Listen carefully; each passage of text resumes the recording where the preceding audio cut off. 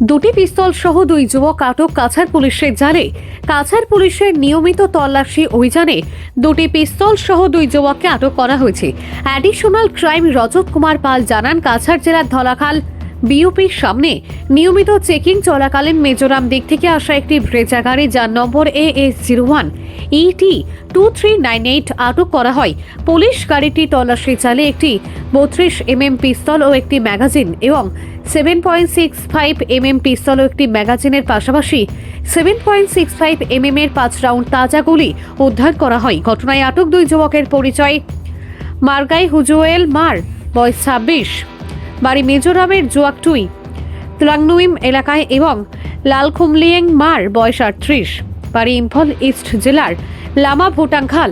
Police সূত্রে জানা গেছে, উদ্ধার হওয়া আগ্নেয়াস্ত্রগুলি লক্ষ্মীপুর থানার অধীন মার্কুলিয়েন এলাকায় নিয়ে যাওয়ার চেষ্টা করা হচ্ছিল। ঘটনার সঙ্গে জড়িতদের বিরুদ্ধে আইন অনুযায়ী মামলা রুজু করে পরবর্তী তদন্ত প্রক্রিয়া শুরু করেছে পুলিশ বলে জানান ক্রাইম রজত কুমার পাল। জুয়া রাতি আমি যেটু রেগুলার নাকা চলি থাকে ঢালাখাল বর্ডার আউটপোস্ট ধলাই থানা এরিয়া অন্তর্গত আমি রুটিন নাকা চেকিং কৰি আছো। ৰুটিন নাকা চেকিঙত আমি এটা ব্ৰেজা গাড়ী যেতিয়া চেক কৰিছো তেতিয়া দুজন মানুহ বহি আছিলে। তেওঁৰ নাম আছিলে মাৰগাইজল মাৰ আৰু লাল খুমলাইন মাৰ।